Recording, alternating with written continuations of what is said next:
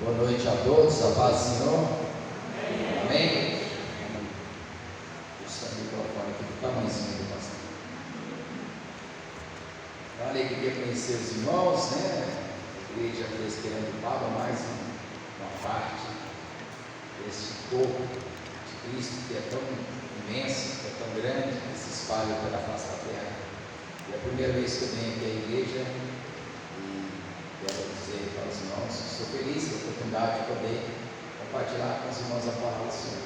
Primeiramente, gostaria de desejar aos irmãos aí um Feliz Natal, né? Deus possa derramar graça sobre a vida de vocês. Vocês têm um ano de 2023 realmente cheio de Senhor, somente, né, com a recuperação do pastor, e ele com certeza vai estar bem melhor, né, nos próximos dias. Deus já está agindo na vida do pastor Tonico.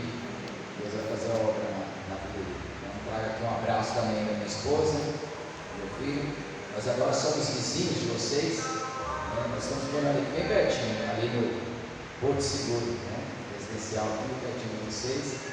Foi bem fácil chegar aqui, bem tranquilo. Amém? Bom, vamos abrir a palavra do Senhor para nós termos, né, uma meditação na palavra do Senhor. Em Lucas capítulo 2.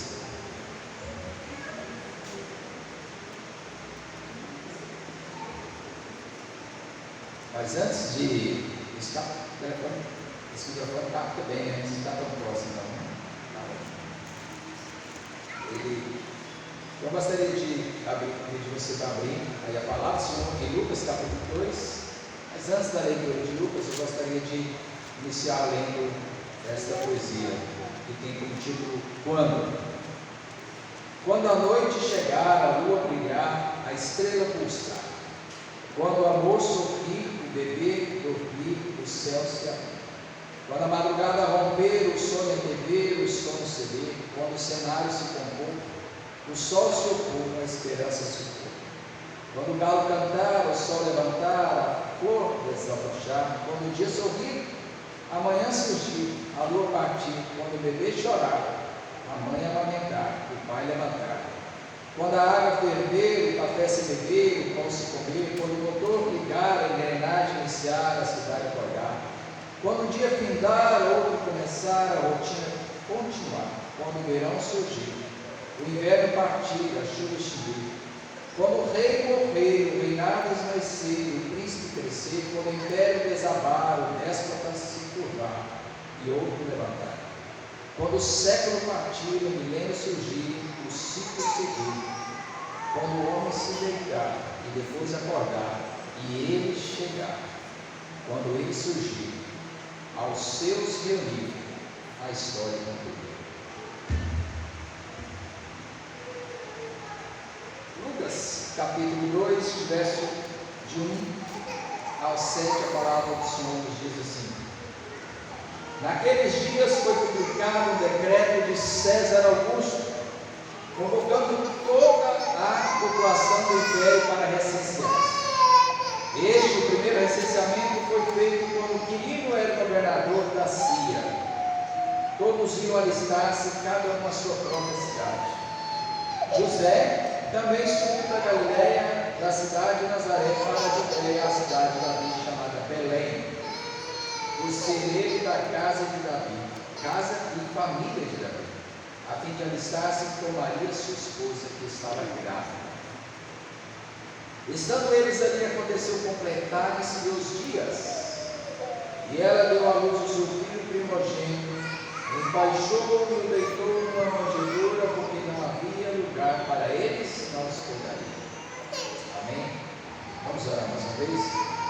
Pai Santo, Deus de graça, bondade, misericórdia, amor, quero exaltar e glorificar teu santo nome. Quero agradecer a Ti, porque Tu és digno de receber toda a nossa adoração e todo o nosso orgulho. Te exaltamos por tudo que o Senhor nos tem concedido, mas em especial por Teu Filho amado Jesus Cristo, aquele que o Senhor nos deu. O Senhor nos deu para que por nós se morresse, se entregasse, e viesse se tornar o nosso Salvador e Senhor. Que o Senhor possa falar aos nossos corações nesta noite, por meio da Tua preciosa e maravilhosa palavra, e possamos sair daqui fortalecidos, edificados nela, em nome de Jesus. Amém. Eu posso tirar o microfone? Eu gosto disso. Eu gosto de segurar o microfone na mão. Me ajuda. Tá bom, meus irmãos? Não se importa com meus caprichos para cá. As lições do humilde nascimento de Jesus.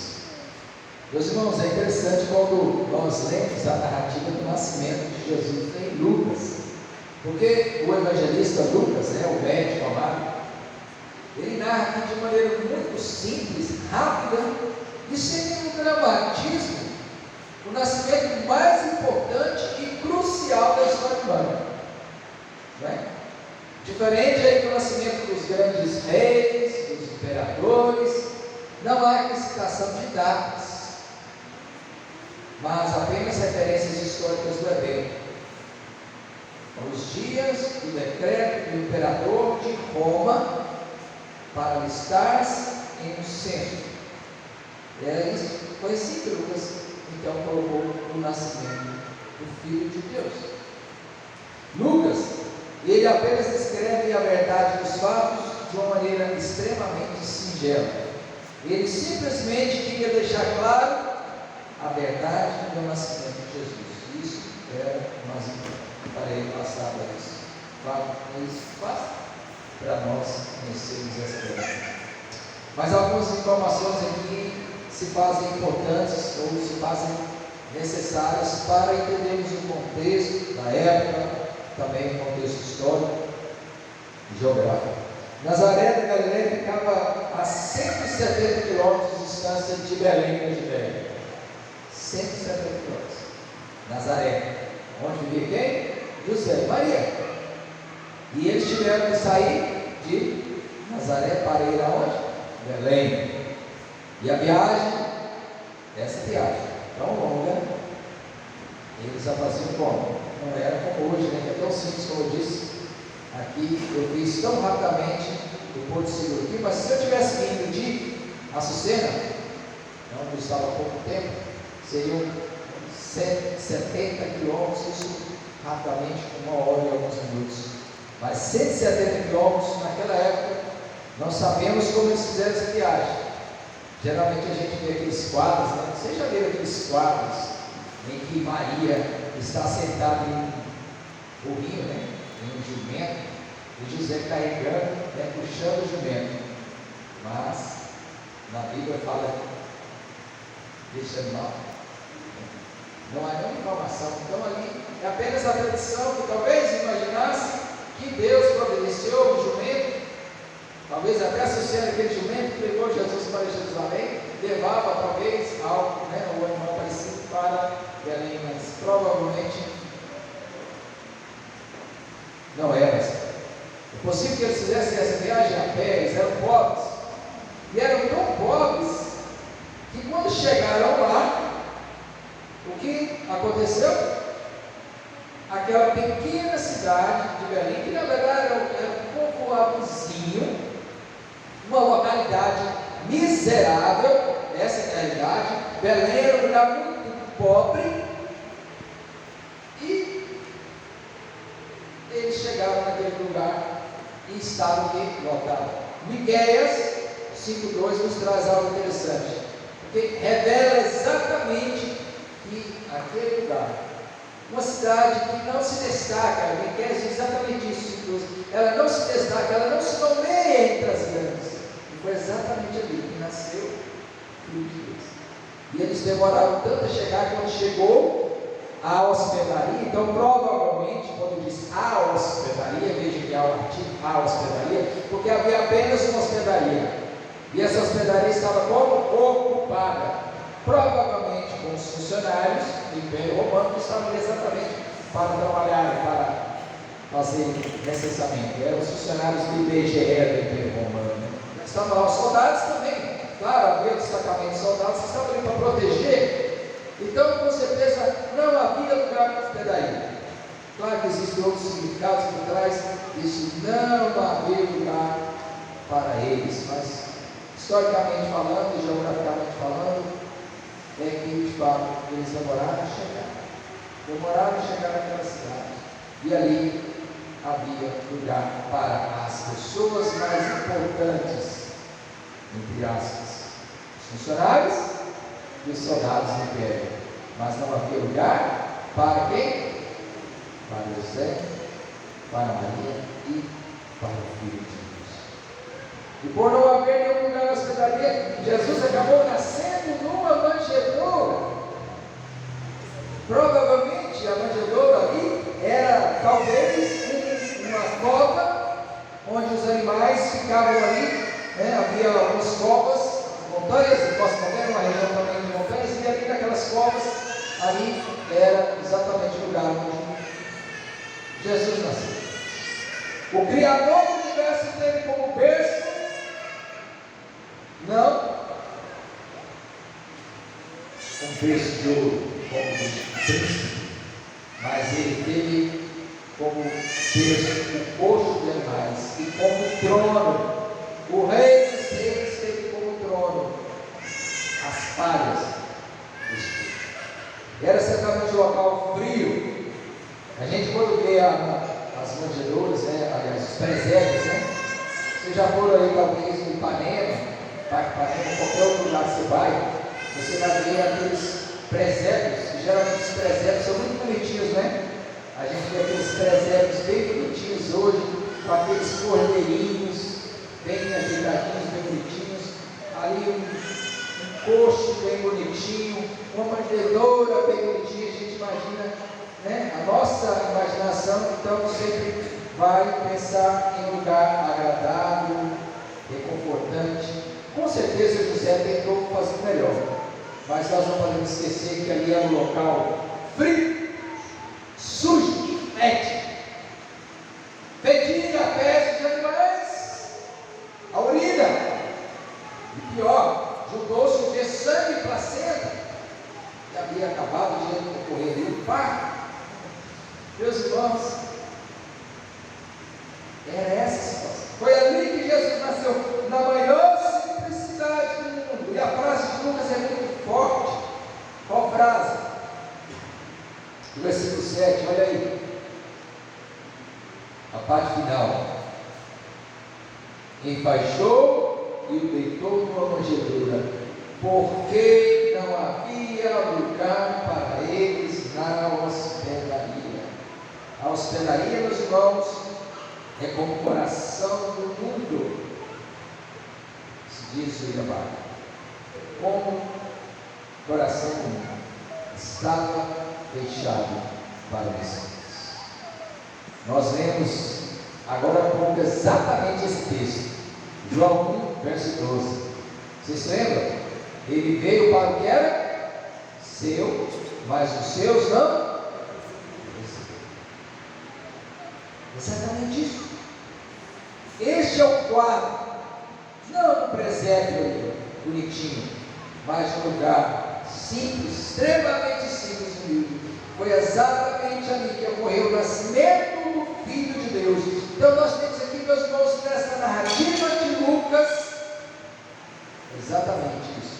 Nós temos aqui, na narrativa de Lucas, esta mensagem maravilhosa, porque nós vamos tirar aqui algumas lições deste nascimento tão humilde, que foi o nascimento de Jesus. O nascimento de Jesus. O Messias que nasceu no lugar mais humilde do mundo. Cumprindo-se tudo o que havia sido escrito sobre ele. E, em primeiro lugar, o primeiro ensino dos irmãos é que a história do nascimento do Messias nos ensina exatamente isso. Humildade. Humildade. Enquanto o nascimento de um príncipe ou de uma princesa, vamos pensar nos dias de hoje, quando nasce um príncipe, filho ou neto, agora no caso, neto do rei da Inglaterra, o rei Charles, já nasceram alguns príncipes ali, filhos dos príncipes, tudo ganha manchete, tudo se torna pompa, e aquelas crianças são exaltadas até pelo povo. Não era diferente naquela época, quando nascia um príncipe, quando nascia uma princesa, quando nascia alguém da família real, tudo se tornava um momento para a festa. As pessoas faziam festas,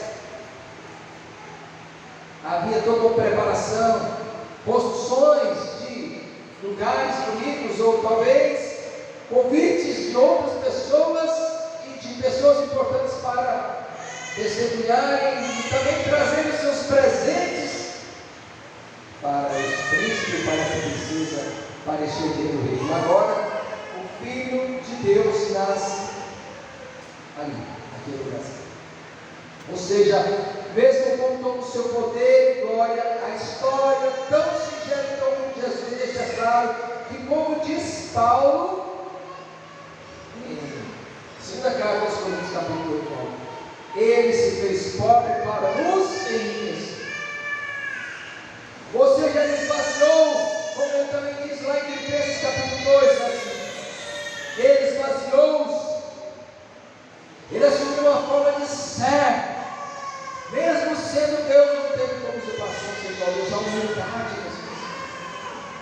Ele esvaziou-se, tornou-se a pessoa mais humilde do mundo, sabe?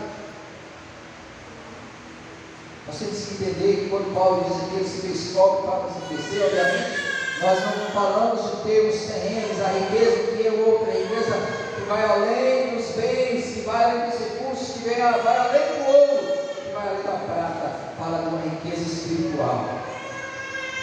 Ele veio e se fez pobre,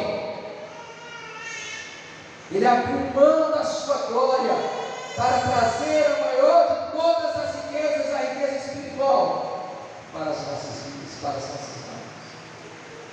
Ele nos enriqueceu com a sua graça, mas ele primeiro teve que abrir mão da sua glória, abrir mão da sua glória. Jesus, ele nos mostra em todos os seus ensinos que o caminho para a glória é o caminho da humildade. Ele foi humilde desde o seu nascimento, e ele seguiu a sua vida de humildade, cresceu na cidade humilde, teve que ser protegido pelas mãos de um homem. José teve que fugir para o Egito para proteger. Depois ele teve que ir para Nazaré para fugir de alguma perseguição de Herodes. O Herodes, pai, já havia morrido, aquele que tentou matar, mas seu filho assumiu seu lugar e então foi morar distante da Judéia, lá na Galiléia, Galiléia dos gentios, também um lugar de pobreza, um lugar também que era visto como desprezo. Lembra quando se começaram lá os discípulos ensinar uns aos outros, levar e falar de Cristo? Alguém pergunta, Natanael pergunta: pode virar algo bom? Algo bom? Na Galiléia, de Nazaré, pode vir algo bom? Era um lugar desprezado. Ele viveu e falou demais. Quando ele começou a pregar, ele foi desprezado pelos religiosos, para aqueles que se achavam os mais importantes da nação, as pessoas que se achavam as mais poderosas, desprezaram completamente a sua mensagem. Mais do que isso, há aquela passagem que mostra que quando ele começou a fazer os milagres, ele fazia em Cafarnaum, ele fazia em vários outros lugares, e até em Jerusalém, mas quando ele foi para a própria cidade de Nazaré, quando ele voltou para Nazaré, muitos milagres não foram feitos exatamente por causa da incredulidade, que os seus não receberam. Ou seja, ele foi desprezado, ele foi humilde, e ele ensinou isso em todos os momentos. Ele ensinou: aprendei de mim, porque sou manso e humilde de coração. E quando ele começou a ensinar o seu mais importante, mais conhecido sermão, ele começa a ensinar as bem-aventuranças, ou seja, como alguém pode ser de fato feliz. E a sua primeira bem-aventurança é: bem-aventurados os humildes de espírito, porque deles é o reino dos céus. Humildade, meus irmãos, Jesus demonstrou não só com as palavras, mas na prática. Ele foi mais humilde sofreu o desprezo, a ignorância dos religiosos, o desprezo dos religiosos, o desprezo dos seus conterrâneos de Nazaré. Ele era visto como um desordeiro, como um comilão, como um beberrão e até mesmo como um endemoniado. Mas ele simplesmente nunca se exaltou. Sabe por que Jesus nunca se exaltou? Porque não havia a mínima necessidade. Porque ele aguardava o momento que ele seria exaltado e que o seu nome seria tão glorioso que o seu nome saísse sobre todo o nome. Uma certa vez eu vi um pastor pregar algo que me chamou muita atenção. Ele disse algo que eu nunca esqueci. Ele disse assim: ninguém jamais conseguiu humilhar a Jesus. Jesus jamais foi humilhado. E às vezes eu penso, mas como? A Bíblia diz que ele foi humilhado. Não. Os homens tentaram humilhar Jesus. Os religiosos tentaram humilhar Jesus, mas nunca conseguiram humilhar Jesus, porque ele a si mesmo se humilhou. Ele já é humilde.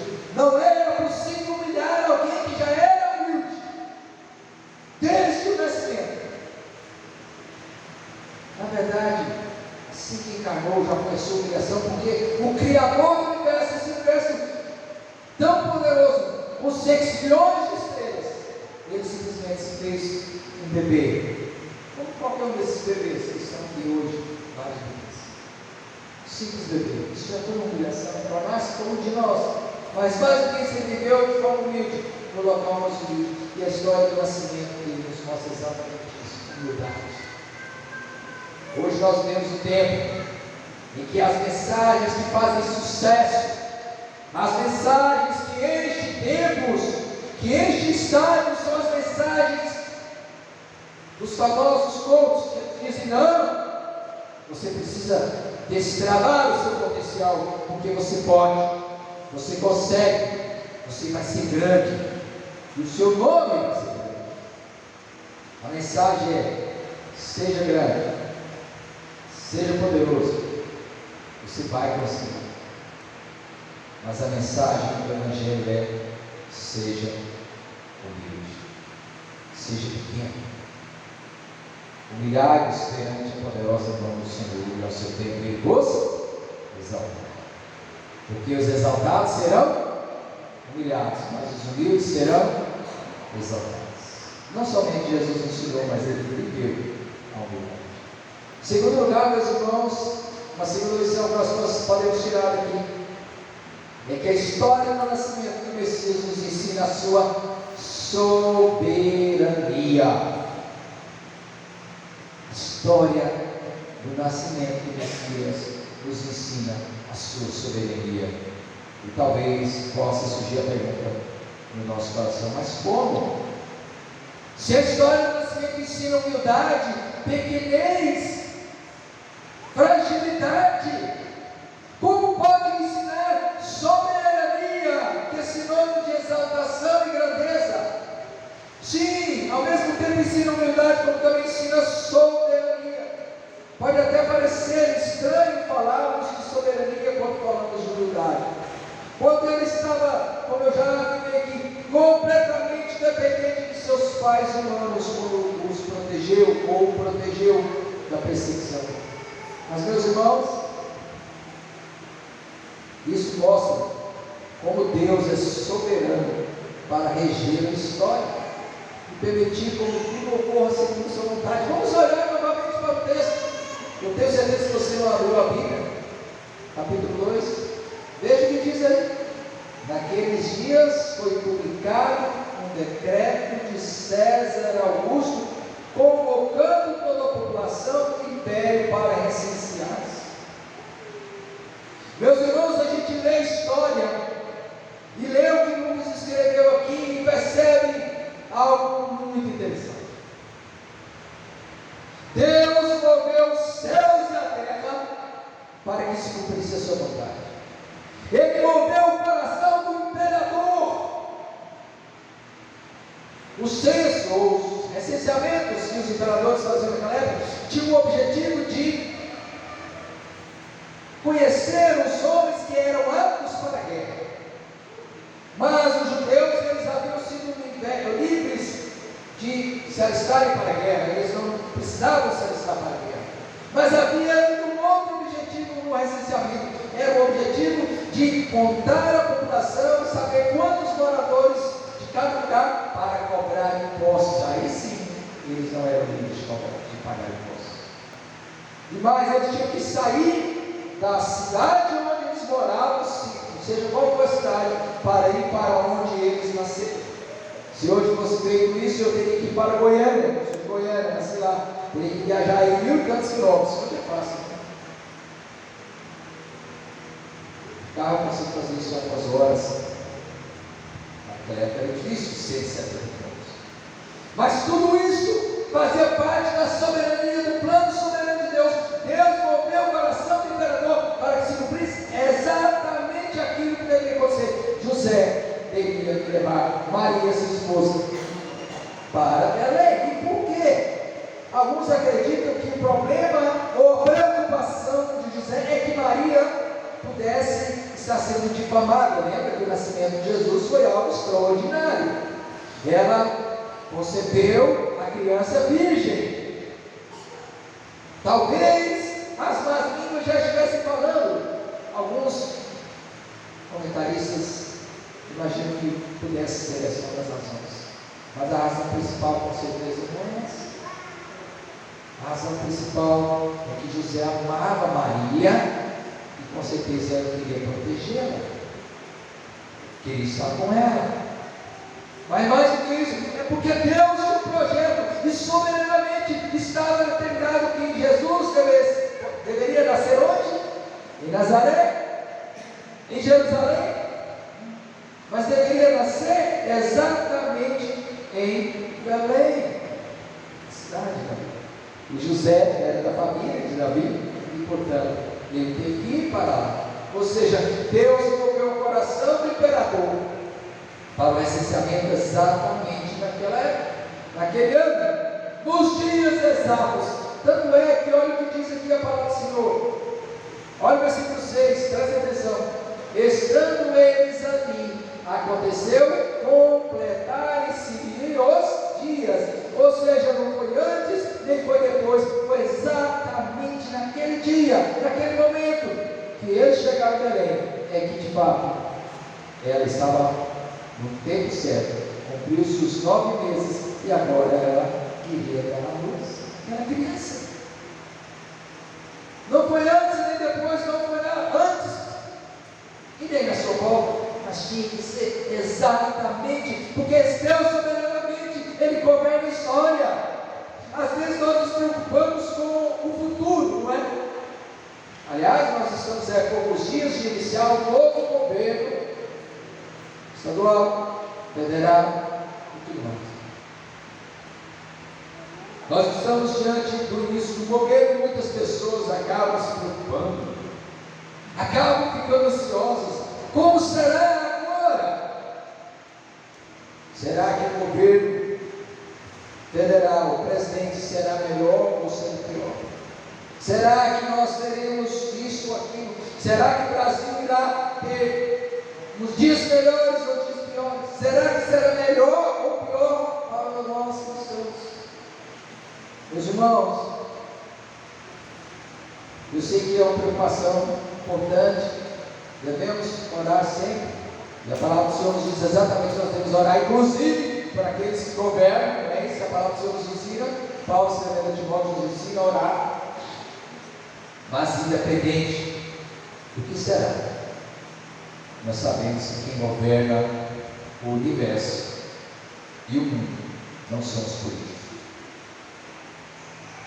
não são os filósofos, não são os cientistas, não são os intelectuais, mas quem governa a história e governa o mundo é Deus, é o Senhor.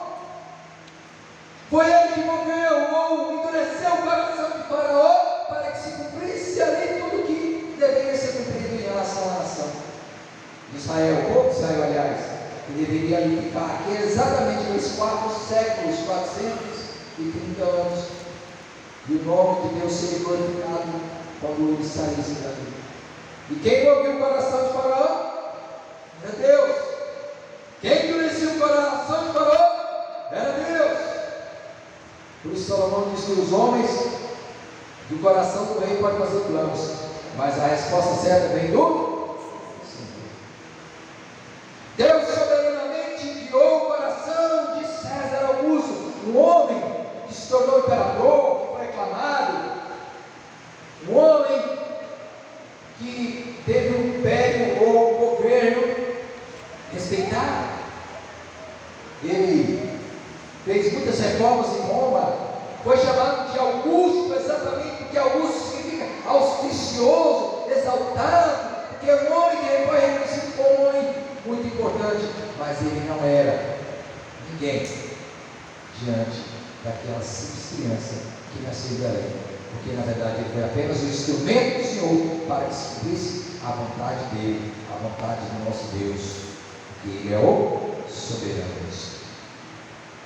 Aconteceu tudo exatamente no tempo certo, da maneira certa, de acordo com a soberania de Deus. Terceiro ensino que nós aprendemos aqui, meus irmãos, e aí eu gostaria de convidar você para ler o texto que eu já mencionei. Vamos lá, Miqueias capítulo 5, versículo 2, a palavra do Senhor nos diz assim. Miqueias capítulo 5, versículo 2, tá, meus irmãos? Nos diz exatamente isso. E tu, Belém Efrata, pequena demais, olha, pequena demais para figurar com um grupo de milhares de Judá, de ti sairá o que há de reinar Israel, e cujas origens são desde os tempos antigos, desde os dias da eternidade. Era simplesmente o Filho de Deus, aquela criancinha que nasceu ali, mas a profecia já dizia, cujas origens são desde os tempos antigos, desde os dias da eternidade. A profecia que foi escrita ali há séculos antes desses dias de César Augusto, antes dos dias de José e Maria, antes do nascimento de Jesus. Essa profecia já dizia. Lucas mostra de forma clara e simples todo o cumprimento das Escrituras. Nada saiu do controle de Deus e tudo se cumpriu no tempo certo, como diz aqui. Estando eles ali, aconteceu completar-se os dias. Não foi nem poderia ser outro lugar, mas lá na simples, na humilde e na miserável cidade de Belém. Uma cidade extremamente pequena, miserável, desprezada, mas não, Jesus não nasceria em outro. As profecias, elas sempre cumpriram-se cabalmente. Toda a profecia, todas as profecias se cumpriram, tal qual foram elas prometidas e escritas e mencionadas na Antiga. Desde a primeira profecia, quando Deus falou que a serpente feriria o calcanhar da semente da mulher, mas este lhe esmagaria a cabeça. Cumpriu-se exatamente. Assim como todos os demais, assim como Moisés afirmou que um profeta como ele surgiria, e todas as demais foram escritas. E quando Jesus veio, ele disse: eu não vim, vocês acham que eu vim revogar a lei? Não, mas eu vim para cumprir a lei dos profetas. Ele veio para cumprir em todos os sentidos, no sentido de cumprir, de obedecer, de ser fiel à lei dos profetas, mas no sentido também de que tudo que foi escrito a respeito dele fosse cumprido. Exatamente aquilo que Miqueias, inspirado pelo Espírito Santo, dirigido pelo Espírito Santo, profetizou, escreveu, aconteceu exatamente. Ele nasceu ali, o Filho de Deus, naquela cidade. Como é que nasceria? Como poderia nascer de forma natural, se não fosse uma profecia do Senhor?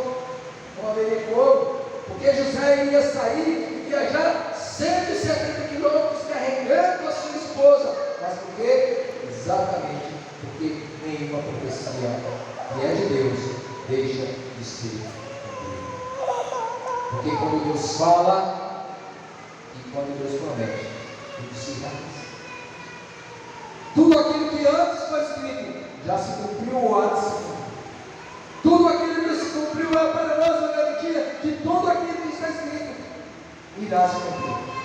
A ressurreição, a volta de Cristo. O Evangelho será pregado em todas as nações, em testemunho de todas as nações, como diz Mateus 24. Tudo será cumprido. E nós estamos exatamente participando. Nós também participamos, porque Deus nos chamou para cumprir exatamente aquilo que Ele realmente nos permite. E a quarta lição, que é também extremamente importante para nós, e nós não podemos esquecer dela, é a quarta e última lição. Ela nos diz o seguinte: que a história do nascimento do Messias nos ensina que não há lugar para ele em muitos. Não há espaço para o Messias em muitos. Não há espaço para o Messias em muitos corações. Veja, meus irmãos, hoje não é diferente de Belém naquela época, em que uma hospedaria, uma simples hospedaria, não podia receber, porque ali estava cheio de pessoas importantes, de funcionários do império e de soldados do império. Portanto, disseram, ou o dono disse: olha, não há lugar para vocês. Mas Deus, de forma poderosa, maravilhosa e misericordiosa, tocou o coração de algum homem, algum fazendeiro. Talvez até um dono da hospedaria: olha, não há lugar para vocês aqui, mas há ali um lugar, ali há um coxo de animais, ali está um curral dos animais. Leve para lá sua esposa e os filhos, porque não havia lugar, porque as pessoas importantes estavam no lugar mais confortável, mais aconchegante. E hoje muitas casas e corações estão também da mesma forma abertos para o quê? Para os grandes sucessos da música. Quantos corações não estão abertos para os grandes sucessos da música?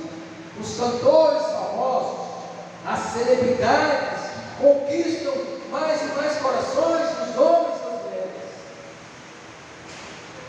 Há espaço para os grandes nomes do cinema, para os grandes nomes, sempre entre aspas, da TV, da internet. Muitos que passam o dia inteiro assistindo vídeos no TikTok ou no YouTube, ou lendo mensagens nas redes sociais, assistindo vídeos. Não seja proibido, não seja errado, você alguma coisa, você pode ver, assistir filme, assistir uma série, qual o problema? Também assisto, eu importa, vou falar que isso é errado, mas eu quero dizer que muitas pessoas têm o coração preenchido por tudo isso, por nomes, por riquezas, por pessoas importantes, por sonhos, por paixões, por vícios, por pecados ocultos, pecados de estimação. Sabe, estão lotados, os corações das pessoas estão lotados como aquela hospedaria, cheio de pessoas e de sonhos e desejos importantes, como soldados e funcionários, mas não há espaço para vocês. Será que os nossos corações têm lugar central? O trono do nosso coração está reservado para Jesus, ou será que é apenas um campo obscuro do nosso coração? Há um cantinho reservado para Jesus e ele fica ali. E quando as coisas apertam, e quando a luta vem, a dificuldade vem, aí nós nos lembramos de: oh, Jesus me acorde e me ajuda. Sabe, às vezes as pessoas têm um cantinho obscuro, sujo, como aquela estrebaria, e ali que fica Jesus, para que quando vier a luta, vier a dificuldade, vier a provação, vier as angústias dessa vida, aí ele se lembra: clamar ou de pedir ajuda, mas ele não reina no coração de muitos. Concluindo, meus irmãos, vivemos um tempo de muitas dificuldades, claro, também de temor acerca do futuro que nos espera, não só no Brasil, mas no mundo inteiro, guerras aí, guerras constantes, guerras que não se acabam, crise financeira, política, terrorismo, violência, até mesmo no Brasil, nós tivemos aí a ameaça de um terrorismo, de um ataque terrorista essa semana. Um homem foi preso com explosivo que pretendia aí executar um ataque terrorista no aeroporto pela mão. Aqui no Brasil, a gente ouve falar de ataques terroristas na França, lá no Oriente Médio, naqueles lugares onde o islamismo é muito forte, e a gente fica assustado. Agora imagina aqui no Brasil. Pois bem, nós estamos tendo momentos difíceis de violência, de pobreza, de desemprego. Agora eu pergunto, na época de Jesus era diferente? Não era. A nação estava sob o jugo de Roma. Havia terroristas lá? Sim. Havia os zelotes, havia pessoas que não concordavam, que não aceitavam. A nação de Israel está sob o jugo de Roma. Havia muita pobreza, miséria, sofrimento. Quando Jesus olhava para as pessoas, ele via ovelhas que não têm, que estavam cansadas de sofrer. Nosso dia, ou nossos dias não são diferentes. Nós passamos por muitas lutas, meus irmãos, mas o que é mais importante, Jesus deve nascer continuamente em nossos corações. Jesus, ele é não a solução, mas ele é a única. Ele não só tem a resposta para este mundo confuso e cheio de desespero. Os homens, eles não encontram e nunca encontrarão respostas em si mesmos. O Natal, alguns dizem, é uma época de esperança. Não é essa mensagem que a gente ouve por aí? Ouve uma mensagem: Natal é um tempo de esperança, é um tempo de alegria, é um tempo de festa da saúde. Gente, não, o Natal não é uma época de esperança. Na verdade, o Natal é a única chance para o mundo. O verdadeiro significado do Natal, que é o nascimento de Jesus, ele é a única chance para o mundo. Quando Jesus não nascer no coração das pessoas, não haverá solução para elas. Elas podem, claro, ter boa vida, melhor qualidade de vida, com estudo, com educação, com bons empregos, mas o verdadeiro problema da humanidade, só Jesus pode curar. Só Jesus pode realmente realizar a cura. Meus irmãos, gostaria de concluir trazendo 4 aplicações para nós nessa noite. 4 lições, 4 aplicações. A primeira é: o cristão precisa aprender com o seu grande mestre, Salvador e Senhor. Se ele, presta atenção, se ele que é Deus, é eterno, abre mão da sua glória e poder, por que nós sempre buscamos essas coisas? Ele, que é Deus, deixou sua glória, esvaziou-se, deixou realmente abrir mão da sua glória e poder, e nós hoje buscamos exatamente isso. A humanidade busca glória e poder, é isso que a humanidade busca, glória e poder. Por que nós buscamos? Se Jesus, que é o nosso Senhor, ele abriu mão disso. Primeira coisa que nós vamos aplicar na vida, é que nós devemos buscar uma vida humilde. A glória, ela virá, mas depois que nos humilharmos. A glória só vem depois da humilhação. Segunda aplicação, temos que estar cientes, isso é muito importante, cientes de que servimos ao Deus soberano da história e de todo o universo. Porque o universo e a história estão debaixo da mão dele. Não é debaixo da mão do Vladimir Putin.